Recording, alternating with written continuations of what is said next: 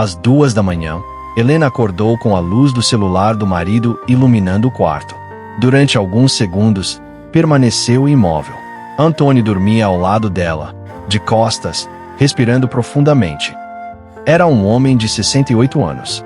Durante décadas, aquele corpo tinha dividido a mesma cama, a mesma casa, as mesmas preocupações e os mesmos sonhos com ela.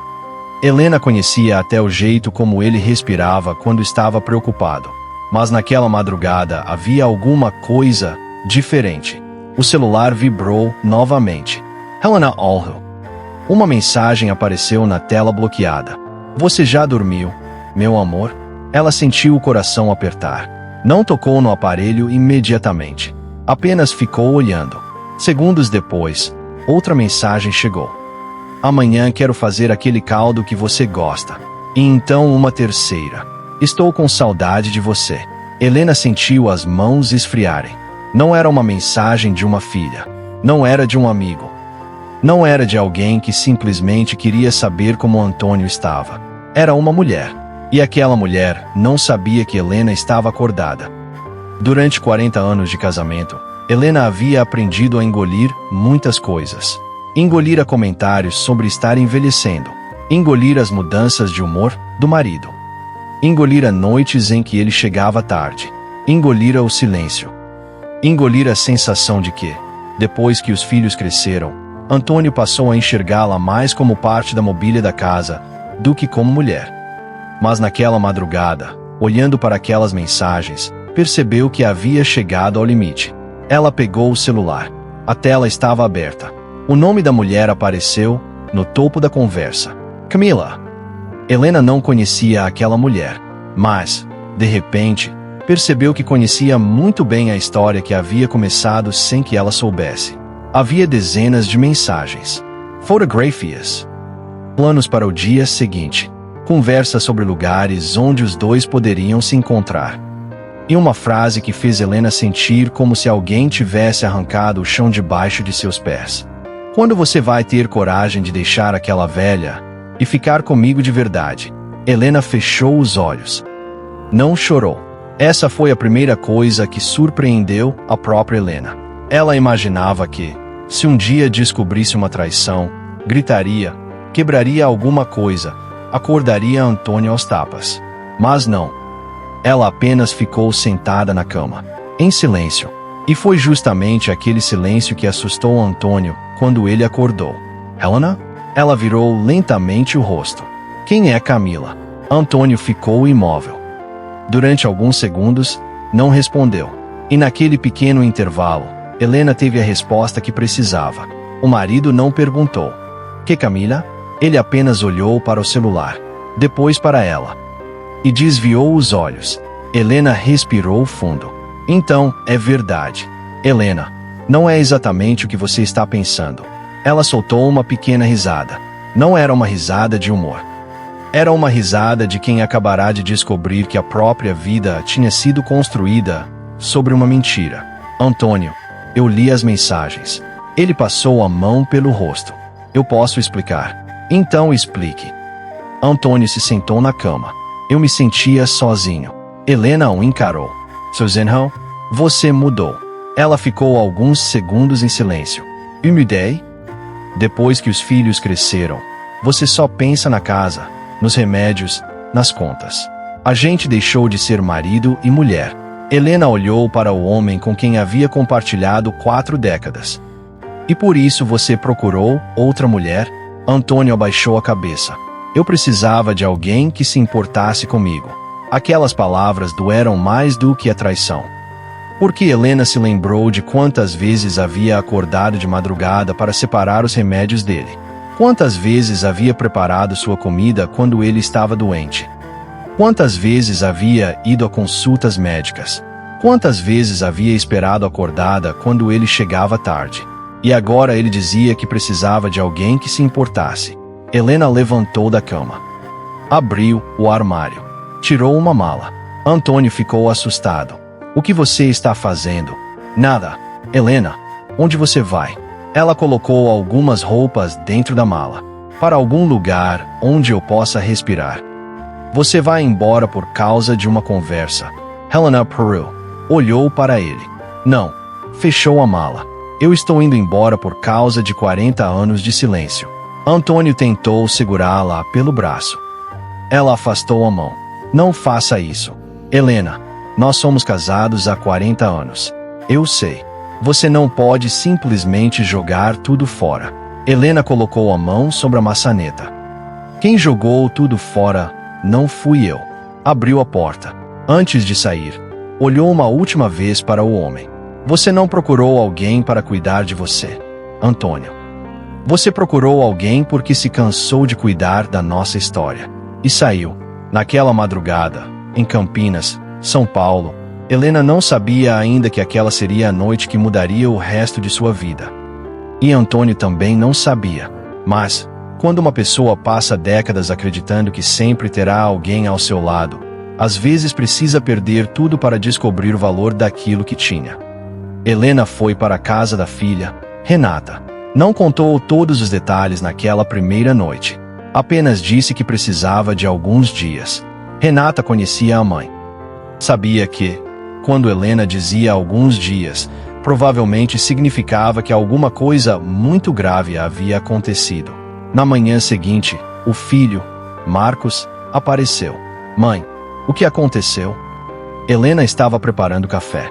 Seu pai tem outra mulher. Marcos ficou parado. O quê?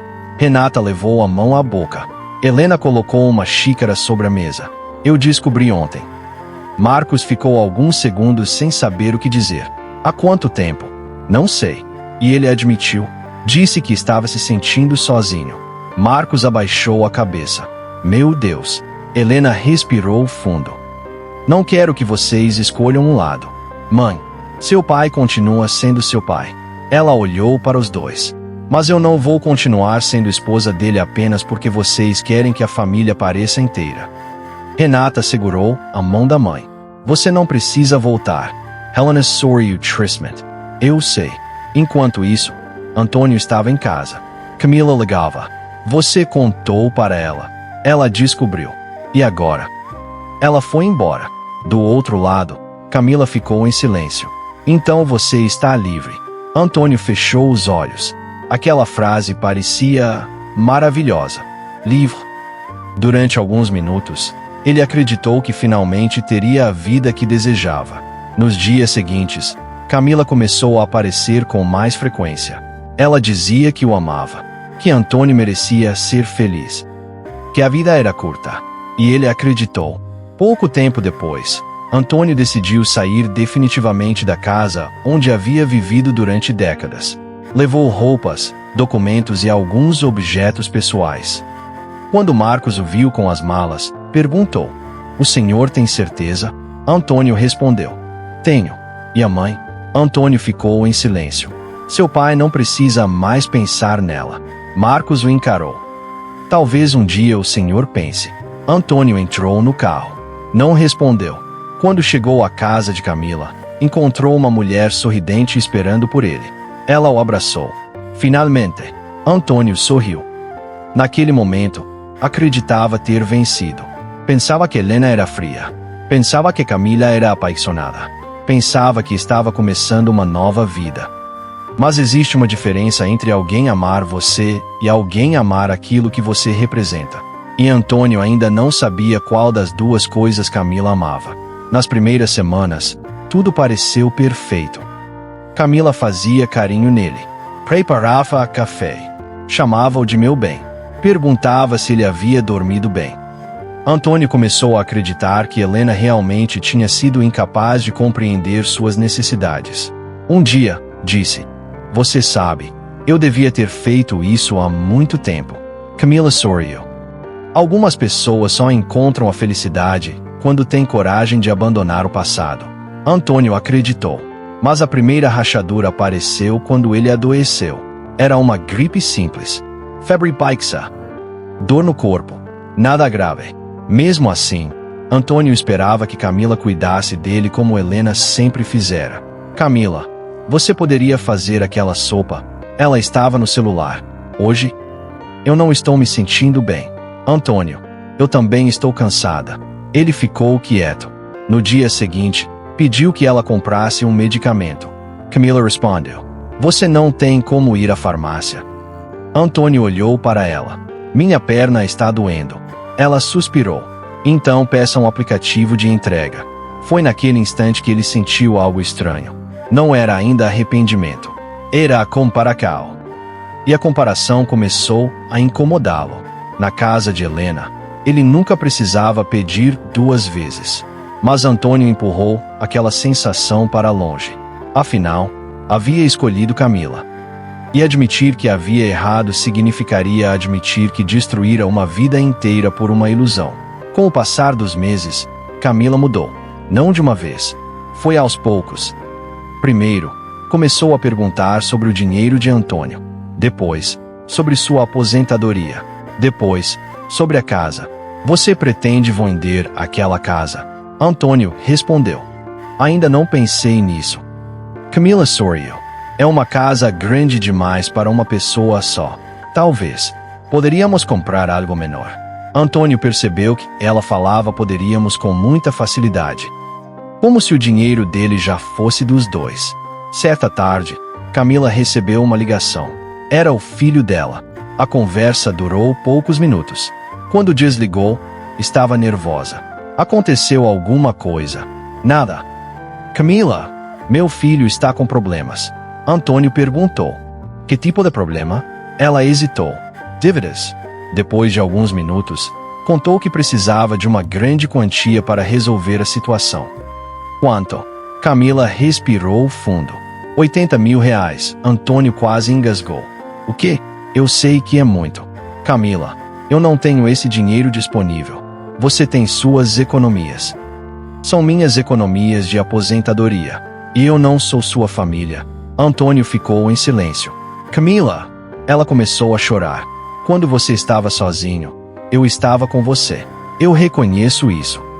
Quando você saiu da sua casa, eu abri a porta para você. Eu sei. Então agora que eu preciso de você, você vai me abandonar?" Antônio sentiu um peso no peito. Durante horas, pensou naquilo. No dia seguinte, Camila voltou ao assunto. "Se você me ama, prova." Essa frase mudou tudo. Porque Antônio finalmente percebeu algo que não queria admitir.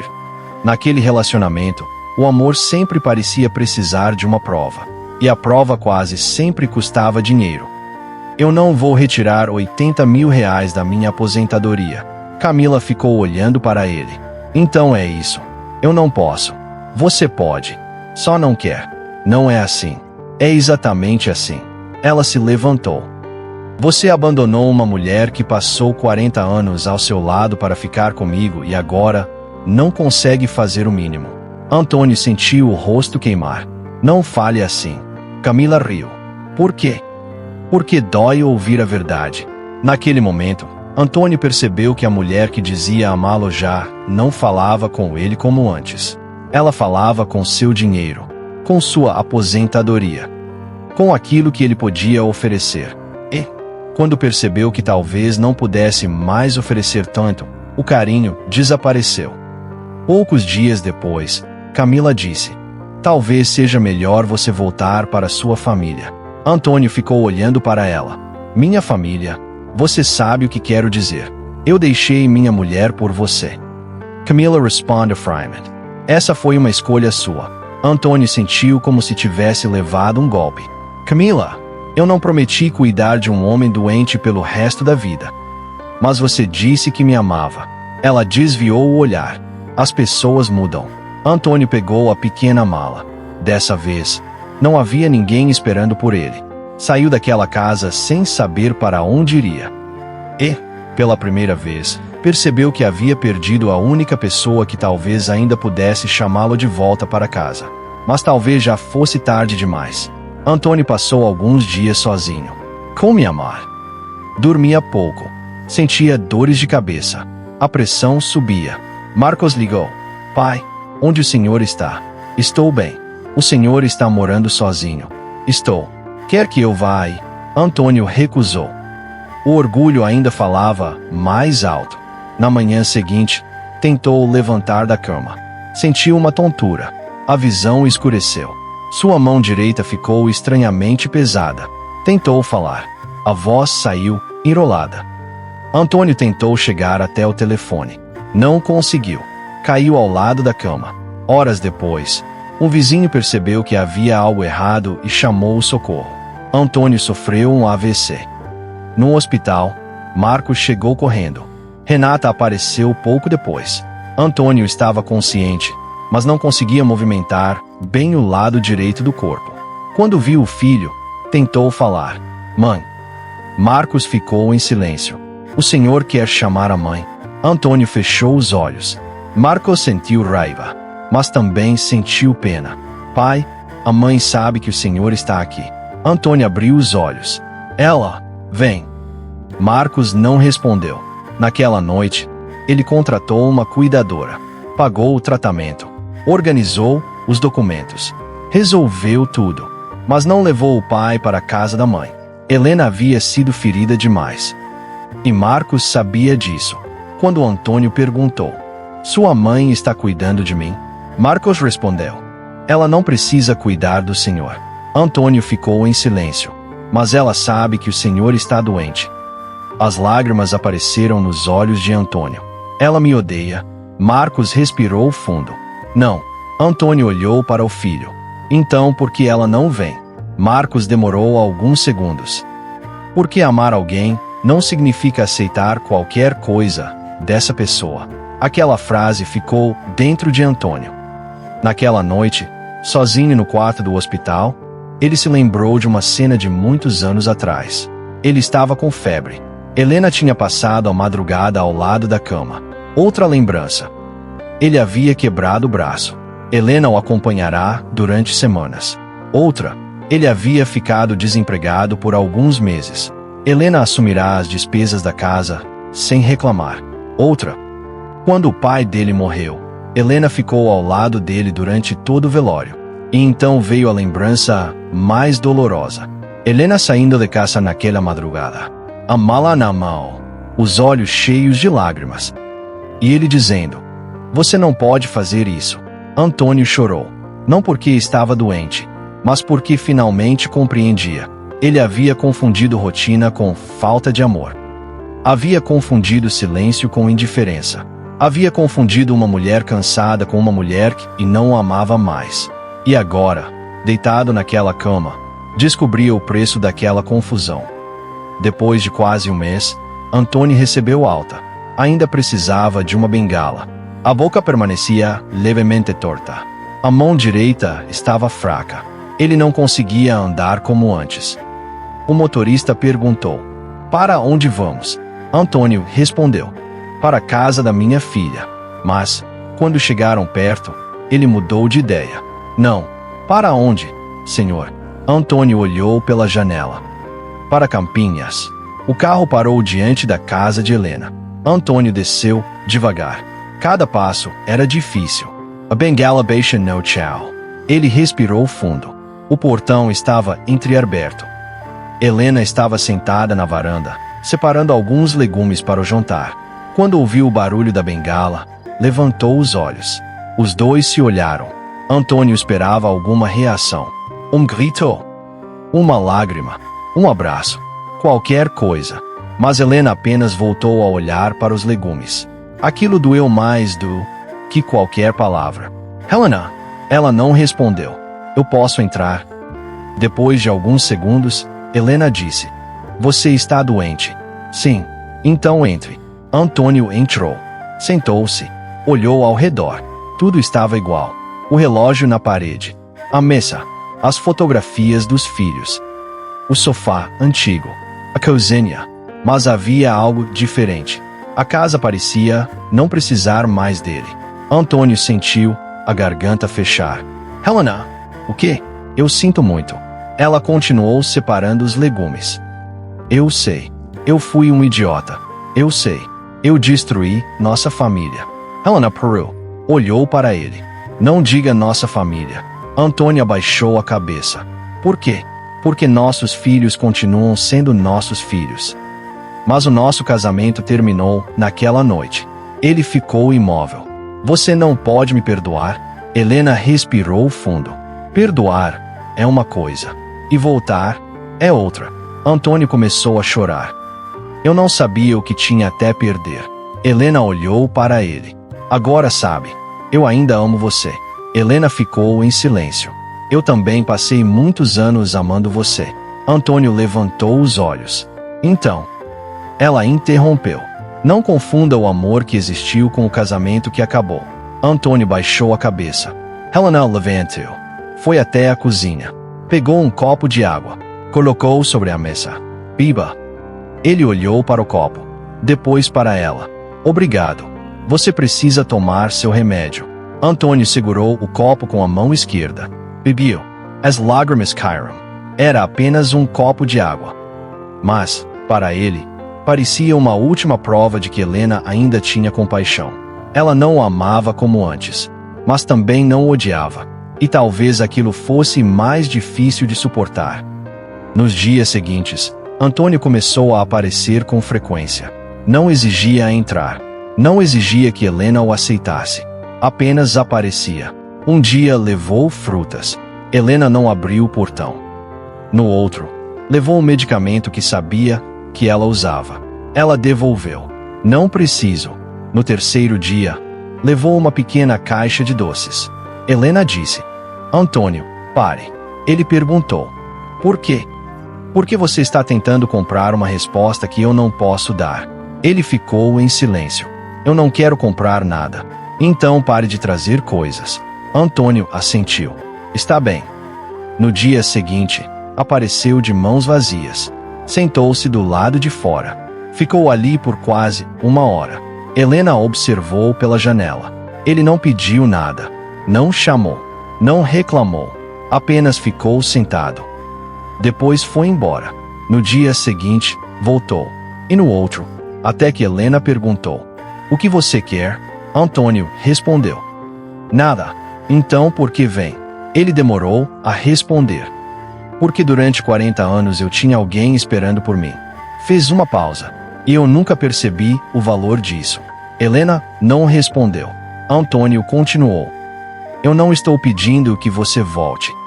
Ela levantou os olhos. Não? Não. Então o que você está fazendo? Tentando aprender a ser um homem melhor. Mesmo que você nunca mais queira ser minha mulher. Helena ficou olhando para ele. Aquela foi a primeira vez que Antônio disse algo que não era sobre o que ele queria. Era sobre o que ele precisava mudar. Ele começou a ajudar os filhos. Ligou para Marcos. Filho, eu preciso pedir desculpas. Marcos ficou em silêncio. Pelo quê? Por ter feito você carregar problemas que eram meus. Pai, eu também fui injusto com sua mãe. Marcos respirou fundo. O senhor precisa falar isso para ela. Eu sei. E não basta dizer uma vez. Antônio concordou. Eu sei. Depois ligou para Renata. Disse a mesma coisa. Pela primeira vez, não justificou. Não disse que estava carente. Não disse que Helena havia mudado. Não culpou a idade. Não culpou Camila. Apenas disse: errei. E essa foi a parte mais difícil. Porque algumas pessoas pedem desculpas apenas para serem perdoadas. Antônio precisava aprender a pedir desculpas mesmo sem saber se seria perdoado. Helena continuava distante. Ela não o expulsava, mas também não permitia a intimidade. Certa tarde, Renata apareceu para visitar a mãe. Trouxe compras. Quando chegou, encontrou Antônio sentado na varanda. Pai, ele sorriu. Oi, filha. Renata colocou as sacolas na cozinha. Você está vindo todos os dias. Estou. E a mãe? Ela não fala muito comigo. Renata olhou para o pai. Talvez porque você tenha falado muito pouco com ela durante anos. Antônio aceitou a frase, sem reclamar. Talvez. Naquele momento, ouviram uma voz do outro lado da rua. Uma conhecida da família havia parado para conversar. Ela reconheceu Antônio. Nossa, Antônio. Você voltou? Antônio ficou sem jeito. A mulher olhou para Helena. Depois de tudo, Helena permaneceu em silêncio. A mulher começou a comentar sobre a traição. Disse que Helena deveria ter vergonha de aceitar o marido de volta. Antônio levantou-se. Com dificuldade, apoiou-se na bengala. Não fale assim com ela. A mulher se surpreendeu. Eu só estou dizendo a verdade. Então, fale de mim. Antônio, a culpa foi minha. Ele olhou para Helena. Ela não tem nada do que se envergonhar. A mulher ficou sem resposta. Antônio continuou. Eu fui o homem que traiu. Eu fui o homem que saiu de casa. Eu fui o homem que achou que encontraria felicidade em outro lugar. Helena olhou para ele. Mas não coloque a vergonha das minhas escolhas sobre os ombros dela. A mulher foi embora. Renata ficou olhando para o pai. Helena também. Antônio voltou a se sentar. Por que você fez isso? Helena perguntou. Ele respondeu. Porque eu errei com você. Não vou permitir que outras pessoas errem também. Ela ficou em silêncio. Foi a primeira vez que Helena percebeu algo. Antônio não estava mais tentando convencê-la. Estava tentando reconstruir a própria dignidade. E talvez essa fosse a primeira coisa verdadeira que ele havia feito em muitos anos. Naquela semana, Antônio começou a ter dificuldades para caminhar. Uma noite, sentiu fortes dores na perna. Helena ouviu o barulho. Saiu para a varanda. Antônio. Ele estava tentando levantar. Estou bem. Você não está bem. E conseguiu. Sente-se. Ele obedeceu. Helena pegou uma cadeira. Colocou ao lado dele. Você tomou o remédio? Sim. Tem certeza? Tenho. Ela entrou na cozinha. Poucos minutos depois, voltou com água. Biba. Antônio olhou para ela. Você ainda cuida de mim. Helena ficou séria. Não confunda cuidado com reconciliação. Ele assentiu. Eu sei. Ela ficou alguns segundos em silêncio. Depois perguntou. Você está com fome? Antônio hesitou. Um pouco. Vou fazer alguma coisa. Ela entrou na cozinha. Antônio ficou sozinho na varanda. Ecorou. Não porque achasse que Helena voltaria, mas porque, pela primeira vez, entendeu que aquela mulher não precisava voltar a ser sua esposa para continuar sendo uma pessoa boa. Helena preparou uma sopa simples. Colocou na mesa. Coma devagar. Antônio pegou a colher. Obrigado. Ela sentou do outro lado. Durante alguns minutos, não conversaram. Depois Antônio perguntou. Você se lembra de quando nos casamos? Helena sorriu de leve. Lembrou? Eu estava tão nervoso. Você derrubou o café na camisa. Antônio riu. E você disse que eu era desastrado. Você continua sendo. Os dois sorriram. Foi um momento pequeno, mas importante. Porque, pela primeira vez em muitos meses, não havia traição naquela mesa. Não havia Camila. Não havia dinheiro. Não havia acusações. Havia apenas duas pessoas lembrando de uma vida que um dia foi bonita. Depois de algum tempo, Antônio perguntou. Você me perdoou? Helena olhou para ele. Ainda estou aprendendo. Eu posso esperar. Ela respondeu. Não espere por mim. Ele ficou quieto. Espere por você. Antônio abaixou a cabeça. Aquela frase ficou dentro dele. Porque talvez fosse exatamente isso que ele nunca tivesse feito. Durante toda a vida, esperara que alguém o fizesse feliz. Esperara que Helena cuidasse dele. Esperara que Camila o admirasse. Esperara que os filhos resolvessem seus problemas. E nunca havia parado para perguntar: que tipo de homem eu estou sendo? Alguns meses se passaram. Antônio estava melhor. Ainda precisava da bengala. Ainda tinha limitações. Mas já conseguia caminhar sozinho. Ele passou a morar em um pequeno apartamento perto da casa de Marcos. Não voltou a morar com Helena. Essa decisão partiu dela, e ele aceitou. Certa tarde, Antônio foi até a casa dela. Estava frio. Helena preparava o jantar. Ele ficou sentado na varanda. Depois de algum tempo, começou a tossir. Helena olhou pela janela. Não disse nada. Continue cozinhando. Quando terminou, pegou um copo. Esquentou água. Colocou sobre a mesa. Biba. Antônio segurou o copo. Olhou para Helena. Você sabe que eu nunca vou esquecer isso. Não sabe. O quê? Esse copo de água. Ela franziu a testa. É só água. Para você. Helena ficou quieta. Antônio continuou. Quando eu estava com Camila, eu achava que amor era alguém dizer coisas bonitas. Helena não respondeu. Depois achei que amor era alguém me desejar. Ele respirou fundo. Depois achei que amor era alguém me admirar. Olhou para o copo. Hoje eu acho que amor é alguém continuar sendo humano com você mesmo depois de você ter sido desumano com essa pessoa. Helena baixou os olhos. Antônio continuou. Eu não mereço que você volte para mim. Ela permaneceu em silêncio. Mas sou grato por você não ter deixado meu erro transformar você em uma pessoa amarga. Helena finalmente falou. Eu não fiz isso por você. Antônio sorriu. Eu sei. Fiz por mim. Ele assentiu. Talvez seja por isso que tenha valor. Helena sentou-se.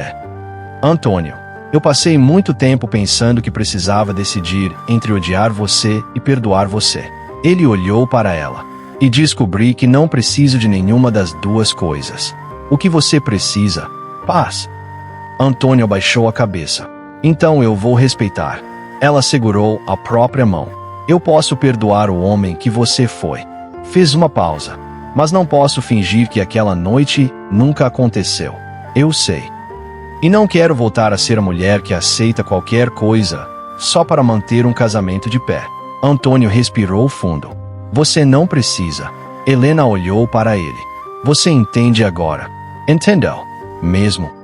Só depois de perder você. Ela suspirou. Algumas pessoas aprendem cedo. Eu fui lento. Helena sorriu, de leve.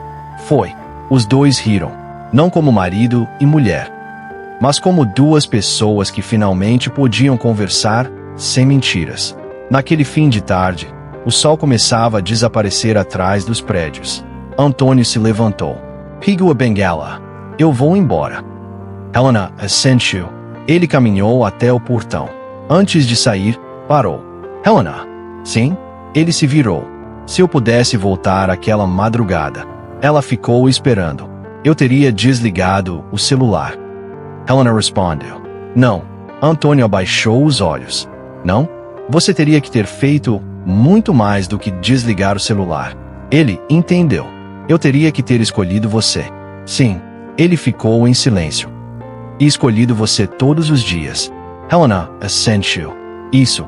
Antônio respirou fundo. Desculpe. Dessa vez, Helena não disse eu sei.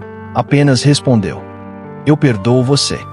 Os olhos de Antônio se encheram de lágrimas. Mas, Helena continua. Não vou voltar a ser sua esposa. Ele fechou os olhos. Aquilo doeu. Mas não tentou argumentar. Não pediu. Não chorou para convencê-la. Apenas assentiu. Entendo. Helena abriu o portão. Antônio começou a caminhar. Depois de alguns passos, olhou para trás. Helena ainda estava ali. Ele levantou a mão. Ela fez o mesmo. E então Antônio foi embora. Não havia reconciliação. Não havia um casamento refeito. Não havia final perfeito. Mas havia algo que, para Helena, valia mais. Paz. Naquela noite, ela voltou para dentro de casa. Preparou o jantar. Sentou-se sozinha à mesa. Olhou para a cadeira onde Antônio costumava sentar. Durante alguns segundos, sentiu uma antiga tristeza. Mas não era mais a tristeza daquela madrugada. Era uma tristeza tranquila. A tristeza de quem sabe que uma história terminou, mas não precisa transformar o passado em inimigo. Meses depois, Antônio continuava morando sozinho. Marcos o visitava. Renata ligava. E Helena, de vez em quando, preparava uma comida e mandava para ele. Não porque tivesse esquecido a traição. Não porque estivesse novamente apaixonada. Mas porque, depois de 40 anos, ela sabia que compaixão não era fraqueza. E Antônio aprendeu uma das lições mais difíceis de sua vida. Não espere perder alguém para descobrir o valor que essa pessoa tinha. Porque quando a saúde vai embora, quando o dinheiro diminui, quando a beleza desaparece e quando as pessoas que prometiam ficar começam a procurar a porta de saída, resta apenas uma pergunta. Quem realmente esteve ao seu lado quando você não tinha nada para oferecer? Antônio tinha encontrado a resposta tarde demais. Helena também havia encontrado a sua. Ela descobriu que perdoar não significava esquecer. Descobriu que ser boa não significava aceitar qualquer coisa. Descobriu que uma mulher pode amar alguém, ainda assim, escolher partir. E talvez essa seja uma das maiores formas de sabedoria que alguém pode alcançar na vida. Perdoar sem voltar. Amar sem se abandonar. Ter compaixão sem abrir novamente a porta para aquilo que destruiu sua paz. Porque algumas pessoas só percebem o valor de uma casa depois de deixá-la vazia. Algumas só percebem o valor de uma família depois que o silêncio toma conta da mesa. E algumas só percebem o valor de uma esposa depois que descobrem que a mulher que sempre esteve ali não está mais esperando. Antônio teve essa descoberta, mas Helena teve uma descoberta ainda maior. Ela percebeu que não precisava passar o resto da vida pagando pelo erro de outra pessoa. A vida continuava. E, depois dos 60 anos, ela finalmente entendeu algo que talvez tivesse levado décadas para compreender. A idade não é o fim da vida. Às vezes, é o começo da coragem. Coragem para dizer não. Coragem para recomeçar. Coragem para perdoar. E, principalmente, coragem para escolher a própria paz. E você? Se estivesse no lugar de Helena, depois de 40 anos de casamento, conseguiria perdoar uma traição assim? Ou acredita que existem feridas que podem ser perdoadas, mas nunca mais devem ser abertas? Talvez a resposta esteja em uma frase que Helena finalmente aprendeu a viver. Eu posso perdoar o que você fez comigo sem precisar voltar a viver onde eu perdi a mim mesma.